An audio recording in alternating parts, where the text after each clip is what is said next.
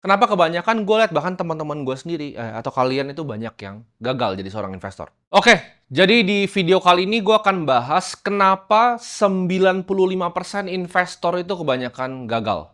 Dan gue akan sharing di sini pengalaman gue ya. Jadi ini dari pengalaman gue dan dari teori. Jadi nggak cuma teori, tapi teori digabung dengan praktek gue selama mungkin lebih dari 11 tahun. Ya, gue berkecimpung di pasar modal.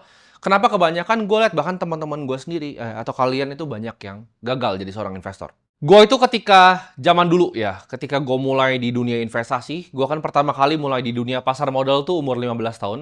Gue mulai itu nggak ada orang yang ngajarin gue, ya nggak ada yang kasih tahu ya salahnya di mana, benarnya di mana, caranya bagaimana. Gue itu mulai ilmunya nol besar ya. Jadi yang gue harus lakukan adalah gue harus baca puluhan ya, bahkan sampai ratusan buku investasi seumur hidup gue ya. Awal-awal mungkin gue bacanya 10 buku, 11 buku. Knowledge itu compound seperti investasi. Jadi ilmu itu gue timbun terus. Kadang ada buku yang bagus yang gue baca, kadang ada buku yang kurang bagus juga. Tapi susah ya. Zaman dulu cari informasi itu tidak semudah kalian. Dulu gue nggak punya siapa-siapa untuk nanya. Ibarat kalau gue salah tuh salah sendiri, kalau gagal tuh gagal sendiri, kalau rugi tuh rugi sendiri. Ya, gue harus belajar gimana caranya gue bisa mengkoreksi diri gue. Dari mana? Dari kesalahan yang gue lakukan di market. Jadi ketika gue rugi, gue anggap itu sebagai uang sekolah gue. Gue sadar ya, di saat usia gue sangat muda, ya, yang bisa pegang kendali atas hidup gue itu adalah diri gue sendiri.